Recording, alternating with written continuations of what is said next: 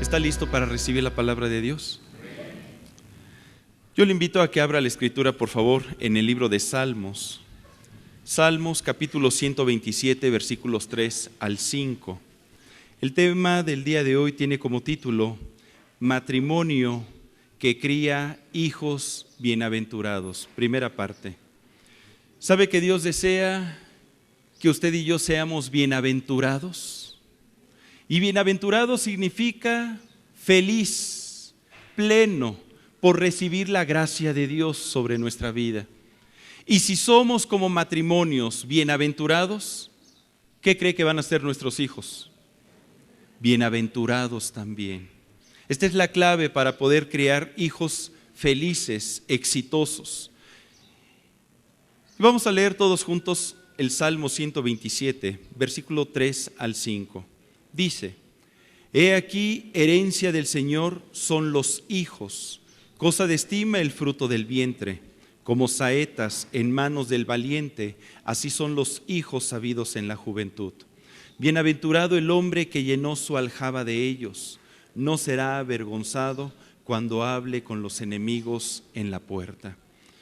¿Qué le parece si oramos para que Dios hable a nuestro corazón a través de esta palabra y podamos encontrar el sentido práctico para vivirla? ¿Me acompaña? Te damos gracias, Padre, porque tu presencia está aquí con nosotros. Tu Espíritu Santo habla a nuestro corazón y nos guías a toda verdad. Gracias por la bendición que nos has dado de ser padres.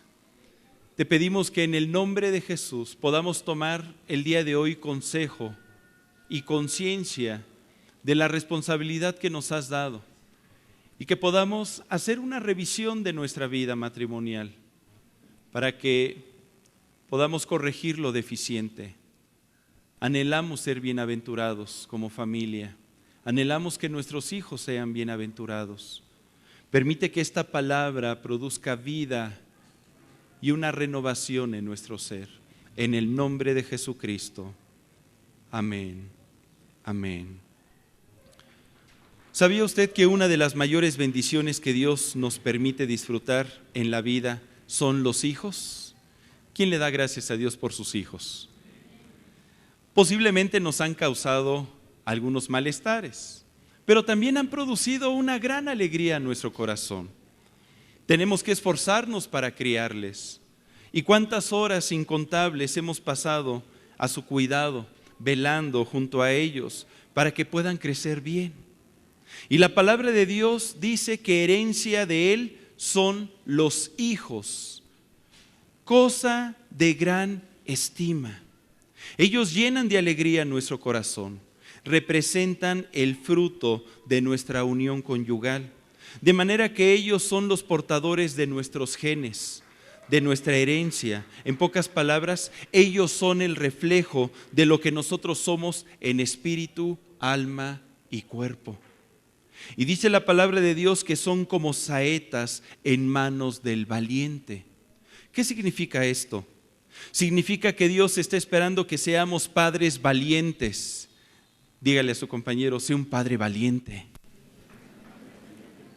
Y vaya que se necesita valor para criar hijos.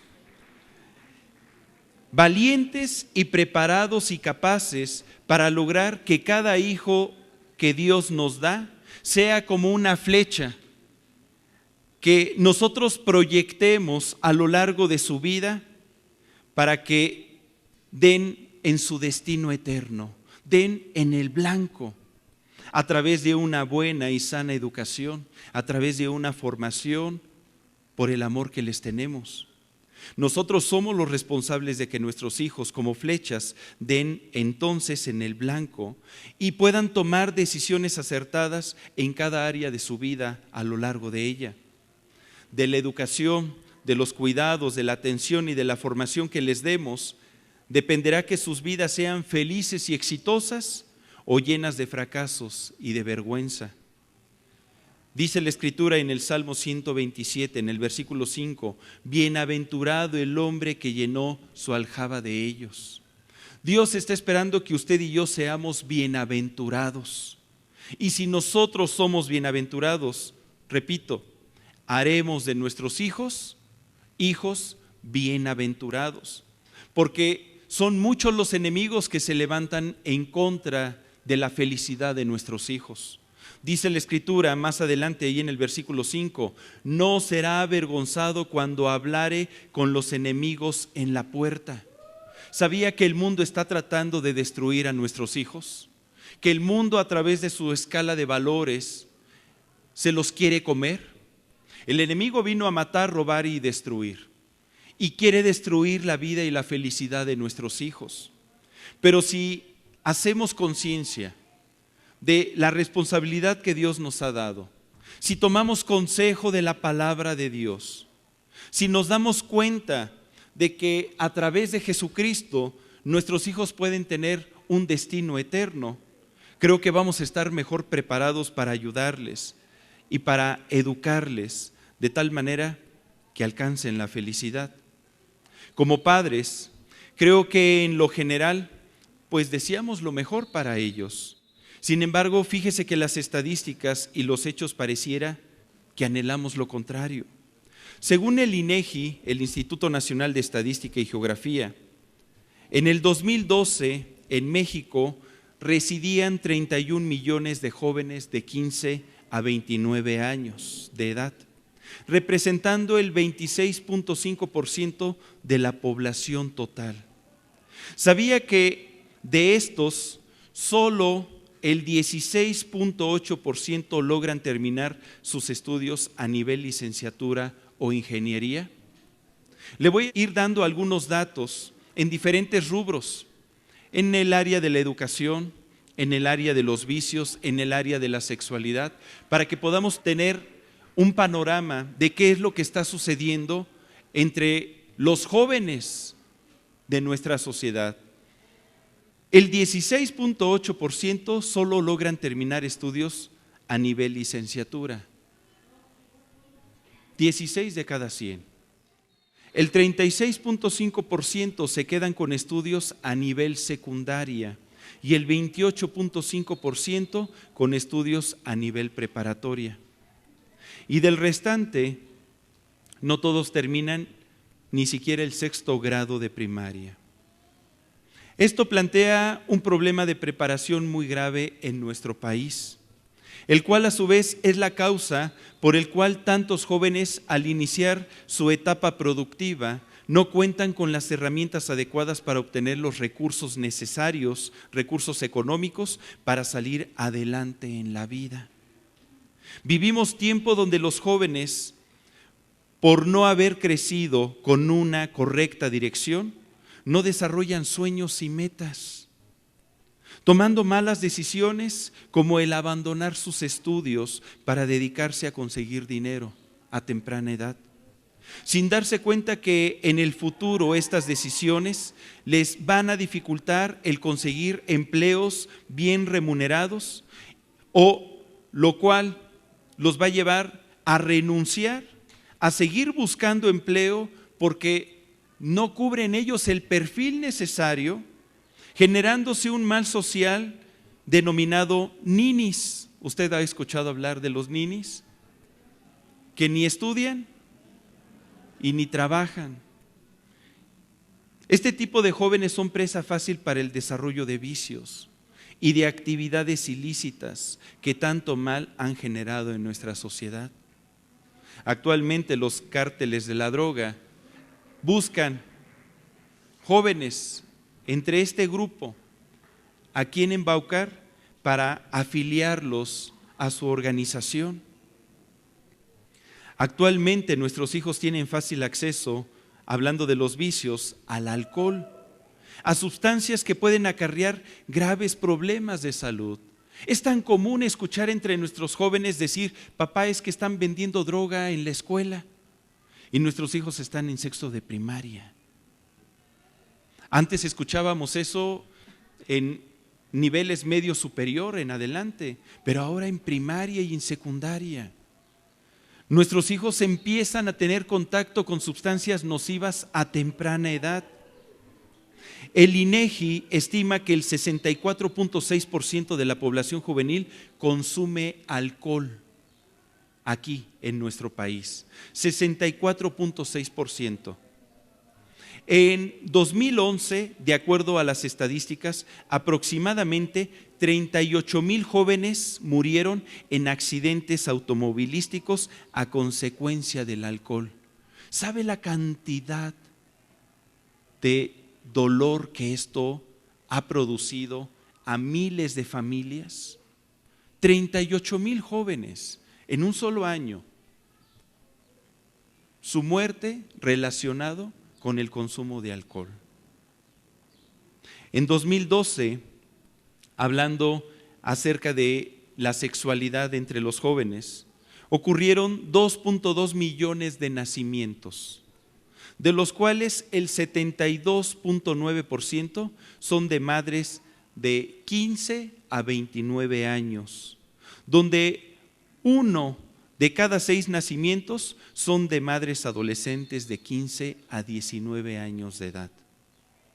Los especialistas en la materia señalan que el embarazo a esta edad no solo representa un problema de salud para ella y su bebé, para las jovencitas, sino que también tienen una repercusión económica en ellas, ya que implican menores oportunidades educativas o el abandono total de sus estudios. Aspectos que contribuyen a generar un contexto de exclusión y de desigualdad de género.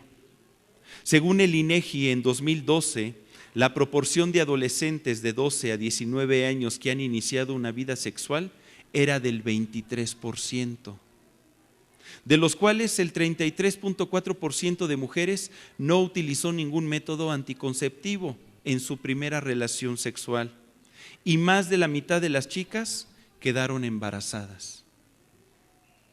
Uno diría, a mí no me va a pasar esto, o a mis hijos no les va a pasar. ¿Y qué pensaría si yo le dijera que dentro de estas estadísticas está también involucrado el pueblo de Dios?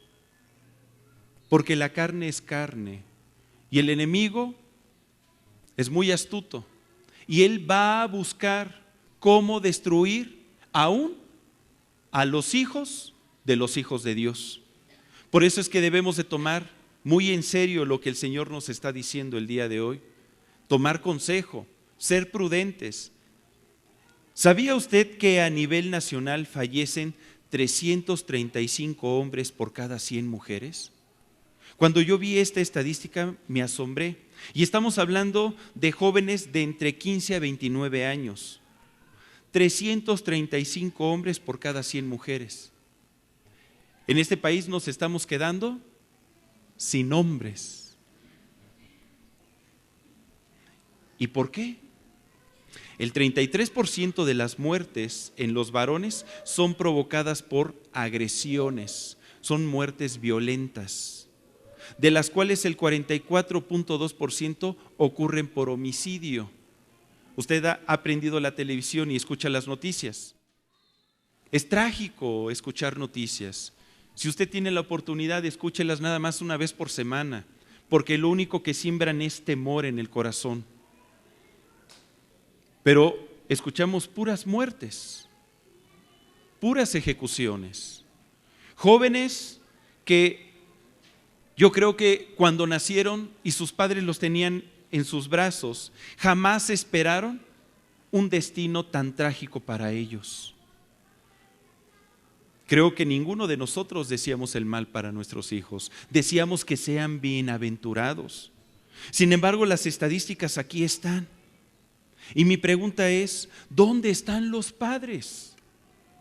¿Qué estamos haciendo ante tales problemas sociales? El gobierno de la República, en la Ley General de Educación, en el artículo 7, señala que el Estado y sus organismos descentralizados y particulares, textualmente se lo voy a citar, tendrán que desarrollar actitudes solidarias en los individuos y crear conciencia sobre la preservación de la salud, el ejercicio responsable de la sexualidad, la planeación familiar y la paternidad responsable, sin menoscabo de la libertad y el respeto absoluto a la dignidad humana, así como proporcionar el rechazo a los vicios y adicciones, fomentando el conocimiento de sus causas, riesgos y consecuencias. Y se me hace curioso, porque lamentablemente vivimos en un país donde nuestro gobierno, algunos gobiernos de la federación, están promoviendo la legalización de cosas que están afectando directamente la salud física, anímica y espiritual de nuestros hijos. Con todo respeto, como la relación entre personas del mismo género. Y por ahí hay partidos políticos que están buscando legalizar la marihuana, contrario a lo que dice la Ley General de Educación. Nuevamente mi pregunta es, ¿será el gobierno aquel que le corresponda la educación y la formación de nuestros hijos? ¿Solo porque emite leyes significa que lo que ellos autorizan está correcto? ¿Qué no somos nosotros los padres los responsables de esa herencia que Dios nos ha dado? Pero si el gobierno está generando todo tipo de estrategias para contener el mal social entre la población juvenil, es porque nosotros como padres estamos fallando. Repita conmigo, estoy fallando como padre. Y no es una declaración negativa, es una declaración para que tomemos conciencia. Hermano, estamos fallando como papás. No estamos logrando nuestro objetivo. Nuestros hijos no están dando en el blanco. No están siendo lanzados como esas saetas. A lo mejor nos falta valentía. A lo mejor nos falta dirección del Espíritu Santo. O nos está faltando conocimiento de la palabra. O verdaderamente tomar conciencia de la responsabilidad que Dios ha depositado en nuestras manos. Porque herencia de Dios son los hijos, cosa de gran estima. Los problemas que viven nuestros niños, nuestros adolescentes y jóvenes son problemas que se gestan en el seno familiar. Es en la familia donde inician los problemas sociales y donde está la verdadera solución a ellos. Padre, ¿usted desea tener hijos felices y exitosos? Le repito, ¿usted desea tener hijos felices y exitosos? ¿Y qué estamos haciendo? ¿Qué estamos haciendo? Es tiempo de tomar conciencia y de comprometernos con ellos para que sea una realidad en su vida, el que sean jóvenes bienaventurados, hijos capaces de heredar bendición y de transmitir bendición a sus descendientes. El problema en nuestra niñez y juventud es un problema de falta de educación. Es en casa donde está haciendo falta la presencia de valores, valores morales, valores espirituales, guía, estorbo, disciplina, corrección, para que nuestros hijos puedan crecer como árboles plantados junto a corrientes de agua, derechitos. Es por eso que Dios nos dice en Deuteronomio 6, del 6 al 9, acompáñeme por favor, Deuteronomio 6, del 6 al 9. Vamos a leerlo. Dice, y estas palabras que yo te mando hoy estarán sobre tu corazón y las repetirás a tus hijos y hablarás de ella estando en tu casa y andando por el camino y al acostarte. Y cuando te levantes, y las atarás como una señal en tu mano y estarán como frontales entre tus ojos, y las escribirás en los postes de tu casa y en tus puertas. Dios nos manda, ¿cuándo? Hoy. Dios nos manda hoy que sus palabras estén, estas palabras que nos está diciendo el Señor por su Espíritu Santo, que estén hoy en nuestro corazón. Si nosotros permitimos que el Espíritu Santo nos redarguya y tomamos conciencia de la responsabilidad que tenemos y hacemos que su palabra baje a nuestro corazón, y la aplicamos, entonces, y solo entonces tendremos la oportunidad de rescatar a nuestras generaciones. Y si no están en malos pasos, de al menos ayudarles para que caminen mejor, cada día mejor. Dios desea que usted y yo podamos acercarnos a nuestros hijos. Yo veo que el Señor desea acercarse a nosotros para que a su vez nosotros podamos hacernos presentes en la vida de nuestros muchachos. Que realicemos bien nuestra función como padres, hablando con ellos, aconsejándoles, siendo guía, instruyéndoles, y la palabra de Dios como ese manual de vida, porque necesitamos una guía, necesitamos una dirección clara de qué es lo que debemos de hacer y qué no es lo que debemos de hacer. Todos nosotros iniciamos la aventura de ser papás, o bueno, la mayoría de los que estamos aquí, y iniciamos esa aventura seguramente como el Borras, nada más nos aventamos. Y hemos ido aprendiendo a ser padres a través de la prueba y del error. Y tal vez hemos cometido muchos errores que se ve reflejado en el comportamiento de nuestros hijos, en que estén creciendo sanos emocionalmente, en que sean niños seguros de sí mismos. Pero si tenemos hijos introvertidos, callados, coléricos, agresivos, mentirosos, hijos que se rebelan a la autoridad de los padres, hijos que inclusive están dispuestos a golpear a sus progenitores, hijos que andan con malas amistades, en vicios, hijos irresponsables, hijos que no cooperan, que no ayudan, que no han desarrollado la solicitud, la diligencia, el servicio, hijos contestones. Pues deberíamos de preguntarnos, ¿por qué están en esa condición? ¿Qué estamos haciendo bien y qué estamos haciendo mal? Para Dios nuestros hijos son sumamente valiosos. Es por eso que Él desea que realicemos bien la labor que nos ha encomendado, haciéndole a Él presente en la vida de nuestros hijos y haciéndonos nosotros presente también en sus vidas, hablándoles las palabras del Señor. Por eso nos dice aquí en Deuteronomio 6, y estas palabras que yo te mando hoy estarán sobre tu corazón. Dios nos está diciendo, yo quiero hacerme presente en tu vida, yo quiero estar en el trono de tu corazón. Si tú me pones como padre en el trono de tu corazón, vas a tener entonces la posibilidad de criar hijos bienaventurados. Pero si tú me sacas del trono de tu corazón, entonces ¿qué guía vas a tener? ¿Qué principios te van a guiar? ¿Cuáles son los valores que vas a transmitir? Y cuando Cristo está en el trono de nuestro corazón, entonces podemos hacer lo que dice el versículo 7. Y las repetirás a tus hijos y hablarás de ellas estando ¿en dónde?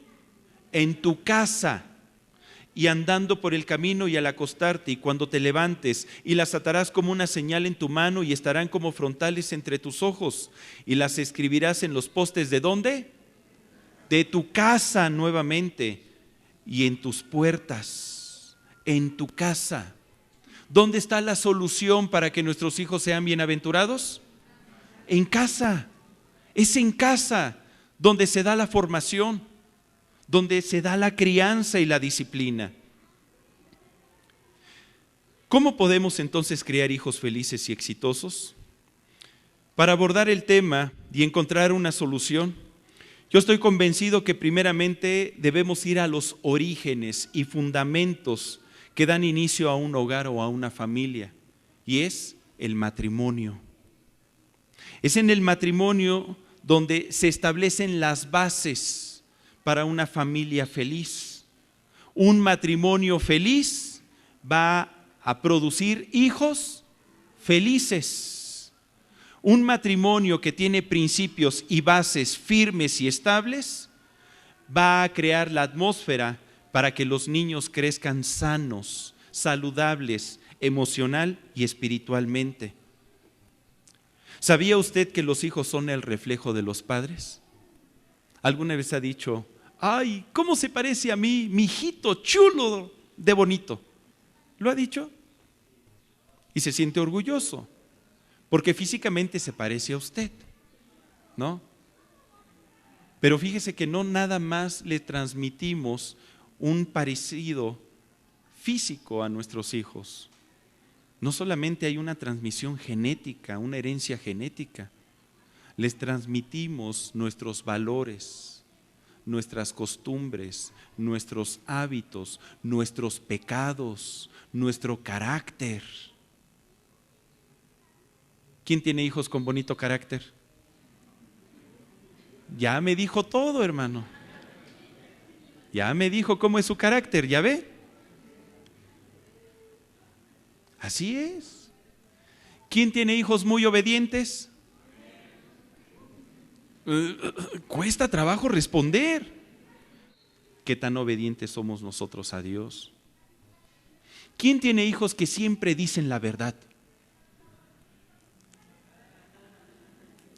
Fíjese, yo le estoy preguntando por sus hijos, pero percibe cómo es una evaluación para nosotros como padres. Dice el Evangelio de Juan, capítulo 5, versículo 19. Evangelio de Juan 5, 19. Respondió entonces Jesús y les dijo: de cierto os digo, no puede el Hijo hacer nada por sí mismo, sino lo que ve hacer al Padre. Porque todo lo que el Padre hace, ¿qué cree? También lo hace el Hijo, ¿cómo? Igualitito. Igualitito.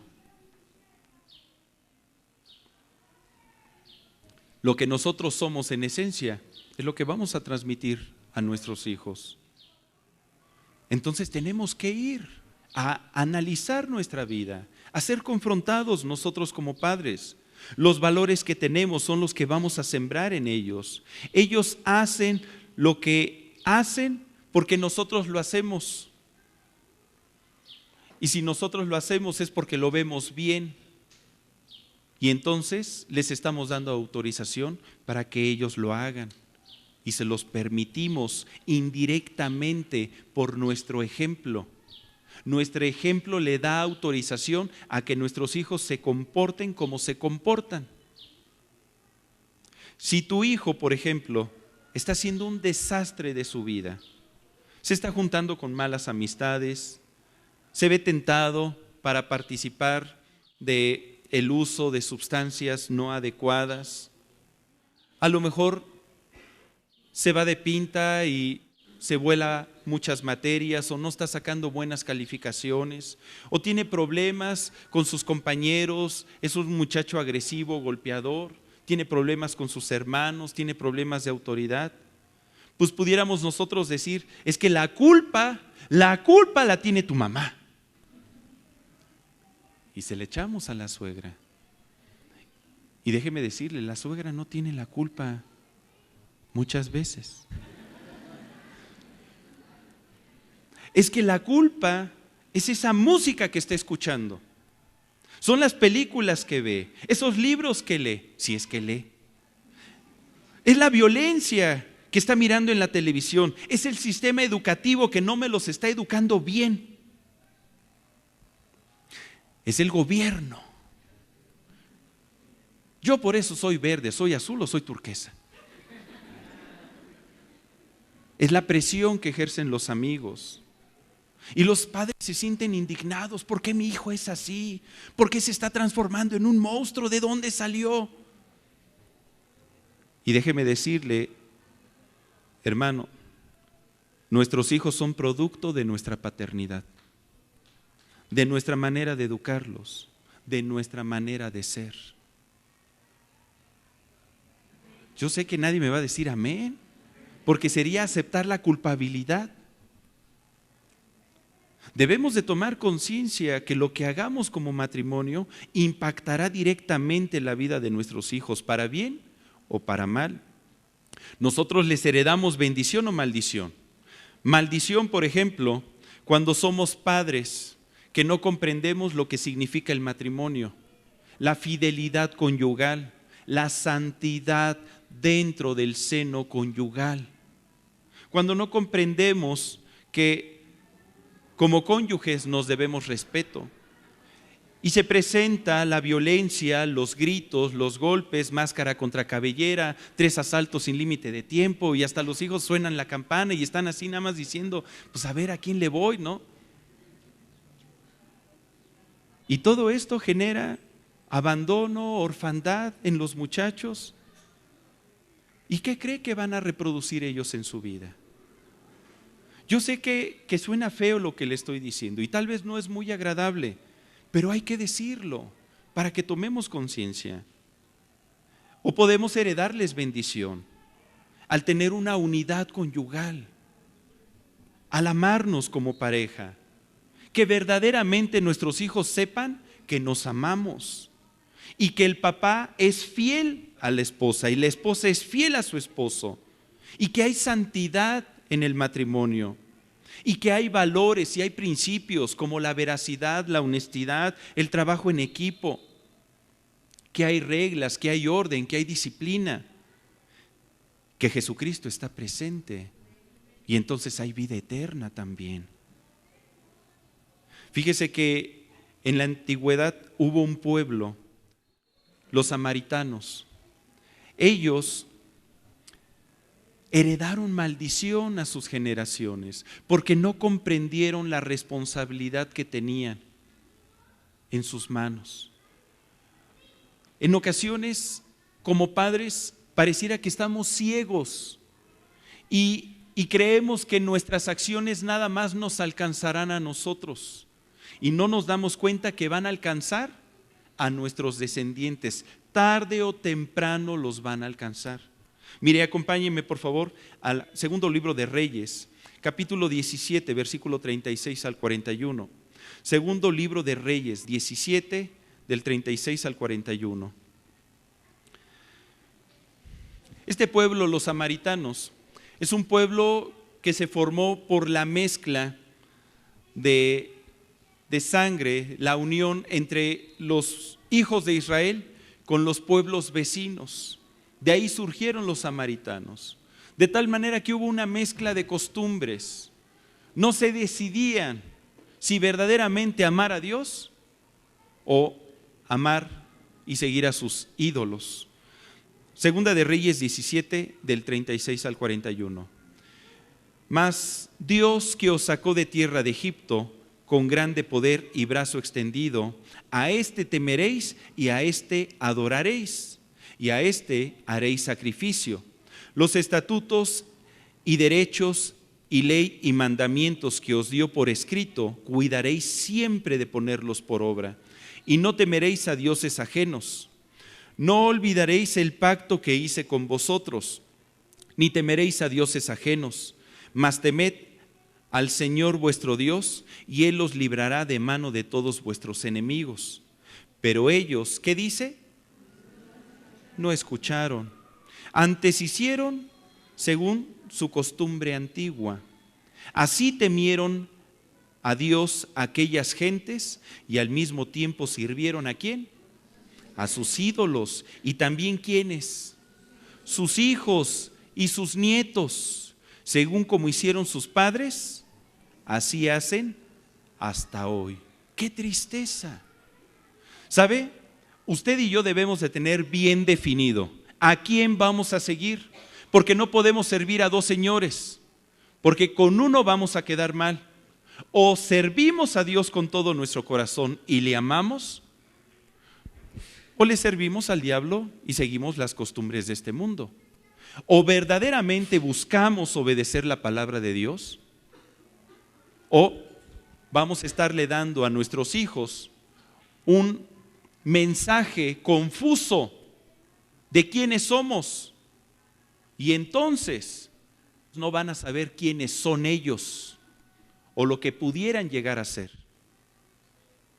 No podemos darnos el lujo de dar un mensaje confuso o un doble mensaje. A veces sí y a veces no. Es por eso que es urgente que hagamos una revisión sobre los principios en que está fundamentado nuestro matrimonio, nuestra relación conyugal. ¿Cuáles son los valores, las ideas, las costumbres, los hábitos, los gustos, las inclinaciones que manifestamos como pareja? Porque estas determinarán el tipo de educación que recibirán nuestros hijos. Vamos a ver algunos principios que nos ayudarán a la formación de hijos bienaventurados. ¿Desea conocerlos? Ok. Primer principio, tener un matrimonio bien constituido. ¿Qué significa? Un matrimonio en la bendición de Dios. Un matrimonio bien constituido. Acompáñeme a Génesis 1, versículos 27 y 28. Qué importante es constituir correctamente un matrimonio. Esto es, que desde el inicio esté bien hecho, las cosas se hagan bien. Por ahí dice el dicho que todo lo que inicia mal, termina mal, o al menos tiene más posibilidades de que termine mal, al menos de que venga Cristo a la vida de aquella pareja.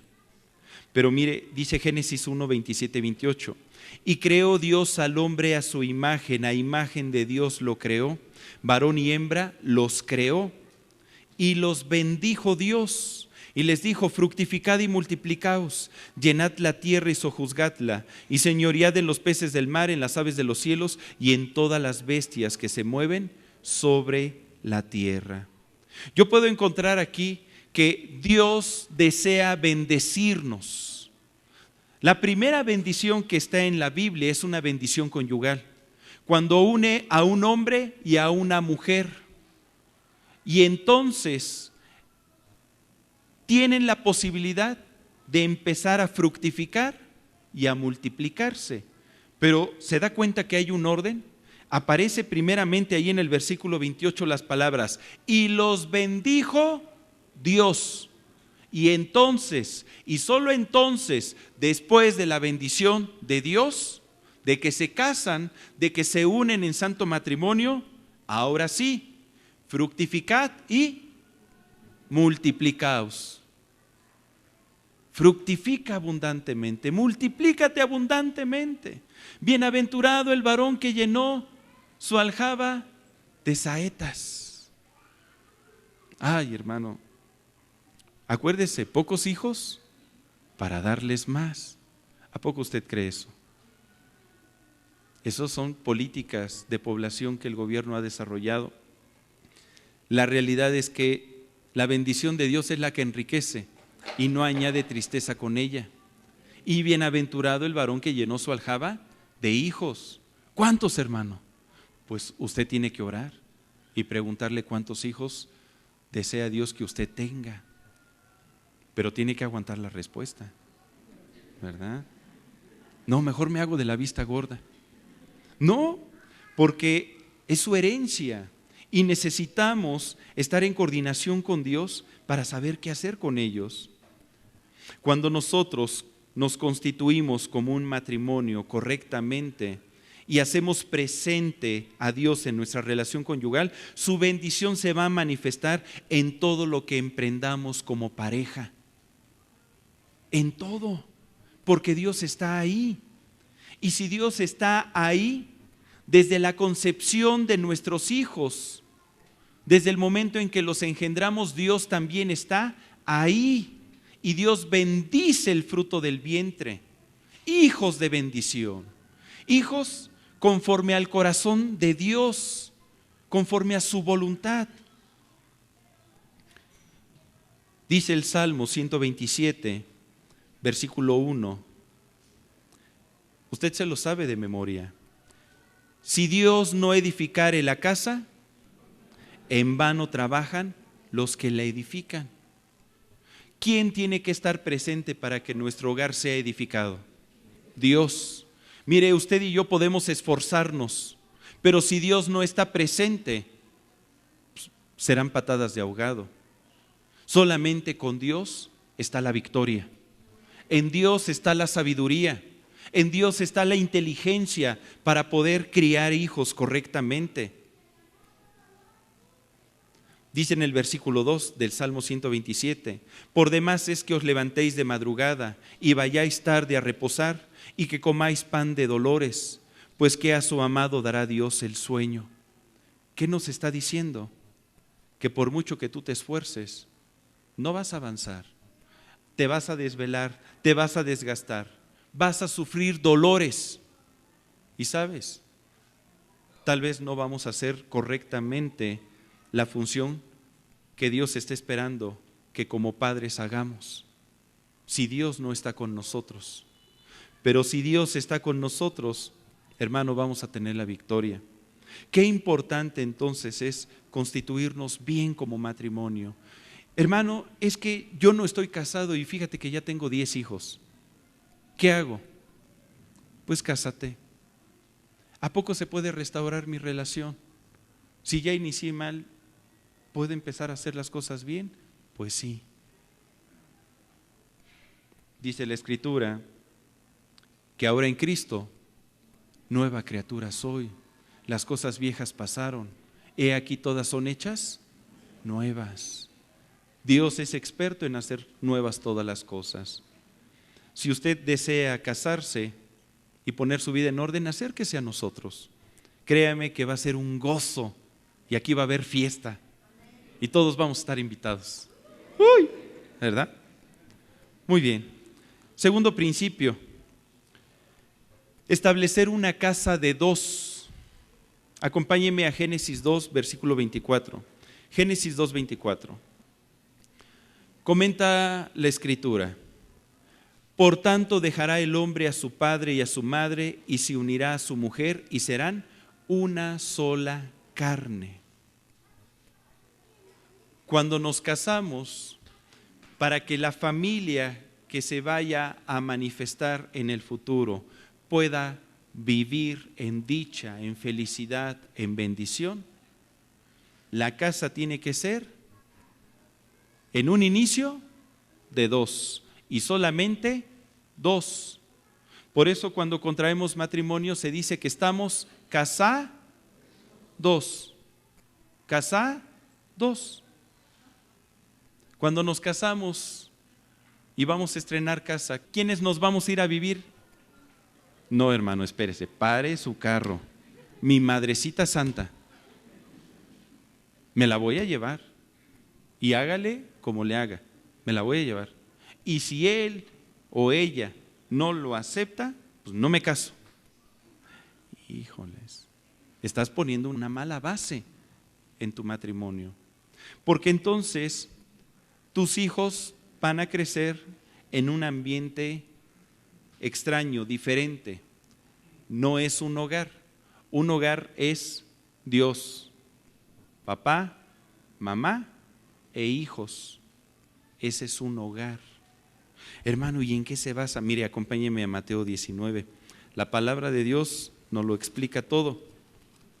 Mateo 19. Dice la Escritura en el versículo 4 al 6. Mateo 19 del 4 al 6 dice: Él respondiendo les dijo, está hablando Jesús, ¿no habéis leído que el que los hizo al principio varón y hembra los hizo? Por eso el hombre dejará padre y madre y se unirá a su mujer y los dos serán una sola carne. Así que no son ya más dos, sino una sola carne. Por tanto, lo que Dios juntó, no lo separe el hombre. Fíjese, ahí en el versículo 4 al final aparece varón y hembra, varón y mujer, primeros dos elementos. Y después en el versículo 6 dice, lo que Dios juntó, ahí aparece el tercer elemento. ¿Quién es? Dios. Y al inicio del versículo 6 dice una sola carne. ¿Quién cree que son? Los hijos. Somos una sola carne en ellos. Son los elementos que integran una familia. No puede aparecer otro pariente, un tío, una tía, una abuela, o como la familia Burrón, ¿verdad? Vámonos todos a vivir en una sola casa. ahí nos hacemos pelotas. No se puede.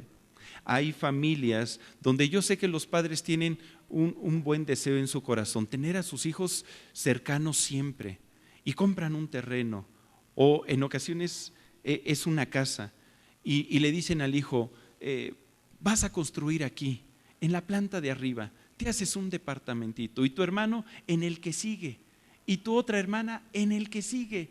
Y hacemos un multifamiliar aquí lleno de bendición. No, hombre, eso va a ser el infierno.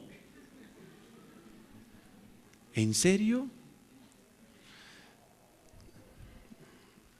Sí, hermano. Mire, se lo digo con todo el dolor de mi corazón, pero mi experiencia en consejería dicta que así es. Que así es. Entonces, segundo principio, establecer una casa de dos. Hay que dejar padre y madre. Eso no significa que los dejemos de honrar. Tercer principio, unidad conyugal. Acompáñeme al Evangelio de Mateo capítulo 19, versículo 6.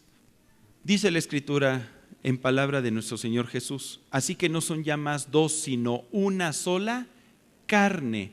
Por tanto, lo que Dios juntó no lo separe el hombre. El hombre y la mujer somos llamados cuando nos casamos a ser uno. Dejamos de ser dos para ser uno.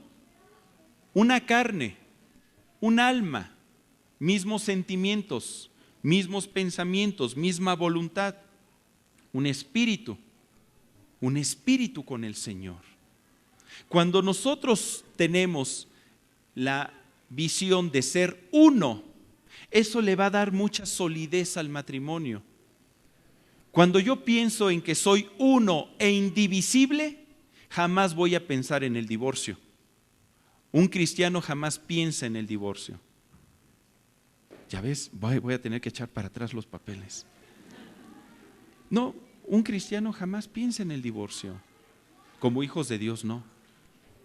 Cuando nos casamos hasta que la muerte. Ahora dígalo con fe. Hasta que la muerte nos separe. Hermano, pero es que eso parece hasta maldición. No, no es maldición. Es una gran bendición que estamos heredando y le vamos a heredar a nuestros hijos. Acuérdese, el hijo no puede hacer nada por sí mismo, sino lo que ve hacer al padre, eso hace igualito. Podemos heredar bendición o podemos heredar maldición. Hay un pasaje en Génesis 5, versículo 2. Acompáñeme, por favor. Génesis 5, versículo 2. Donde el Señor se está refiriendo a la primera pareja que creó. Y dice: varón y hembra los creó y los bendijo y llamó el nombre de ellos Adán, el día en que fueron creados. ¿Cómo me gusta cómo el Señor nos muestra la unidad conyugal? ¿Cómo se llamaban ellos? Adán. ¿No que era Adán y Eva? Sí, pero juntos el Señor a ellos los veía como Adán. El hombre, la unidad llamada hombre, es sexo masculino y femenino junto. Ese es el matrimonio, no lo que actualmente se está dando en nuestra sociedad. Y los llamó Adán porque son uno. Los hijos tienen que ver que somos una unidad. Cuando nuestros hijos perciben que hay una fisura en esa unidad, van a sacar ventaja y debemos de tener mucho cuidado. En ocasiones el hijo se acerca con mamá y le dice: mamá, ¿me das permiso de ir a la fiesta? Y la mamá le dice: sí. Y jamás pregunta si ya fue a platicar con el papá, porque seguramente el papá le dijo que no. Y si el papá le dijo que no, va con la mamá para que le diga que sí. Y si la mamá le dice que no, va con el papá para que le diga sí. Y empieza ahí un conflicto conyugal muy fuerte. un problema de autoridad, un problema de orden. Y los hijos, pues ellos dicen, pues a mí con que me den permiso no importa quién, con tal de conseguir lo que ellos quieren. Necesitamos hacer un frente común, que nuestro sí sea sí y nuestro no sea no, de los dos. Que si van con mamá, es como si hablaran con papá, y si van con papá es como si hablaran con mamá, y que lo que dice mamá y lo que dice papá empata, hay un acuerdo, corresponde, de tal manera que los hijos no tienen para dónde moverse. ¿Y sabe qué va a pasar? Se cuadran, van a empezar a aprender obediencia. De otra manera hay una dualidad y existen conflictos. ¿Cómo está la unidad conyugal? ¿La está desarrollando? Cuando nosotros no tenemos ese concepto de unidad, fácilmente vamos a involucrar otros elementos en nuestra relación conyugal. Se presentan otras personas. Como no estoy seguro de mi unidad conyugal, pues hay parejas que invitan a otras personas a ser parte de toda la problemática familiar. Fíjese que esto le aconteció a un varón llamado David. ¿Ha oído hablar de David, el rey David? Acompáñeme al segundo libro de Samuel, capítulo 11, versículo 2 al 4. David fue el dulce cantor de Israel, un buen rey que amaba al Señor, pero hay una parte oscura en él. Él no se dio cuenta de que su ejemplo iba a repercutir en la vida de sus hijos y que lo que él estaba haciendo era lo que sus hijos iban a realizar en un futuro. Dice la Escritura: y sucedió un día al caer la tarde que se levantó David de su lecho y se paseaba sobre el terrado de la casa real, y vio desde el terrado a una mujer que se estaba bañando, la cual era muy hermosa. Envió David a preguntar por aquella mujer, y le dijeron: aquella es Betsabé, hija de Eliam, mujer de Urías Heteo. Y envió David mensajeros y la tomó y vino a él, y él durmió con ella. Y luego ella se purificó de su inmundicia y se volvió a su casa bien contenta. Sí, nada más falta eso, ¿verdad? ¿Qué errores cometió David? En primer lugar, él se paseaba sobre el terrado de la casa real y vio desde el terrado a esta mujer que se estaba bañando. Primer error. ¿Qué tenía que estar haciendo ahí David viendo lo que no debe de ver? El pecado entra siempre por los sentidos. La seducción hacia el mal es a través de los sentidos. Segundo error de David: mandó a llamar a esa mujer para saber cómo se llamaba. ¿Qué aconteció? Pues durmió con ella, y esa mujer era casada, era mujer de uno de sus soldados.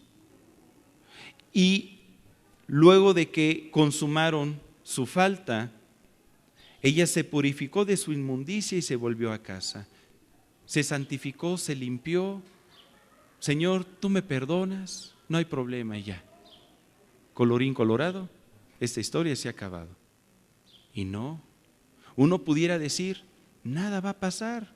¿Quién se va a enterar? ¿Quién lo supo? ¿Quién los vio? Nadie. Pero hay un Dios en los cielos que nos está observando a todos.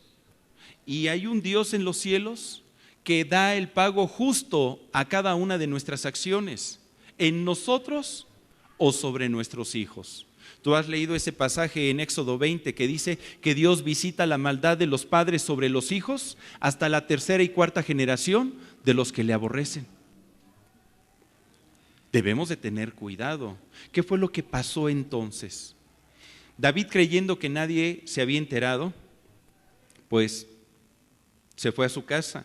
Pero Dios envió al profeta Natán, ahí más adelante en 2 de Samuel 12, versículo 9 al 12, para que lo confrontara.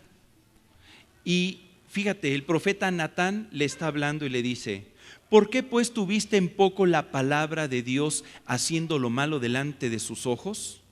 A Urías Heteo heriste a espada y tomaste por mujer a su mujer, y a él lo mataste con la espada de los hijos de Amón, por lo cual ahora no se apartará jamás de tu casa la espada, por cuanto me menospreciaste y tomaste la mujer de Urías Heteo para que fuese tu mujer. Así ha dicho el Señor: he aquí, yo haré levantar el mal sobre ti de tu misma casa. ¿Dónde se gestó el mal? En su casa. ¿Dónde está la solución? Ya lo habíamos visto en otros pasajes. En casa. Y tomaré tus mujeres delante de tus ojos y las daré a tu prójimo, el cual yacerá con tus mujeres a la vista del sol, porque tú lo hiciste en secreto, mas yo haré esto delante de todo Israel y a pleno sol. Y se cumplió la palabra de Dios. En 2 de Samuel 13, del 1 al 2, aparece la historia de dos hijos de David, Amnón y Tamar. Eran hermanos. Y así como David cometió un pecado en el área sexual, pues sus hijos también. Dice en 2 de Samuel 13, del 1 al 2, aconteció después de esto que teniendo Absalón, hijo de David, una hermana hermosa que se llamaba Tamar, se enamoró de ella Amnón, hijo de David. Y estaba Amnón angustiado hasta enfermarse por Tamar su hermana, pues por ser ella virgen le parecía a Amnón que sería difícil hacerle cosa alguna. ¿Qué te imaginas que le quería hacer? No creo que cosquillas. Y lo que él planeaba tiene un nombre, se le llama incesto. Tener relaciones sexuales con tu sangre, con un familiar. Y resulta que a través de tretas y artimañas la forzó. Más adelante, ahí en el versículo 14 y 15 leemos: mas él no la quiso oír, sino que pudiendo más que ella la forzó y se acostó con ella. Luego la aborreció Amnón con tan gran aborrecimiento que el odio con que la aborreció fue mayor que el amor con que la había amado. Y le dijo a Amnón: levántate y vete, vámonos. Eso es lo que pasa normalmente cuando un joven toma a una muchacha. Después la aborrece, no le cumple. Qué grave situación entre los hijos de David. Yo creo que David no alcanzó a vislumbrar el alcance de sus acciones. A veces creemos que tal vez yo no estoy funcionando bien como matrimonio y ahí para la cosa. Pero la realidad es que hay una trascendencia y nuestros hechos continúan en nuestros descendientes. Otro hijo de David, Absalón. Segunda de Samuel 16, 21 al 22. Este joven Absalón se rebeló contra su padre David. Se rebeló. Así como David se rebeló contra Dios al desobedecerle, su hijo Absalón se rebeló en contra de su padre David.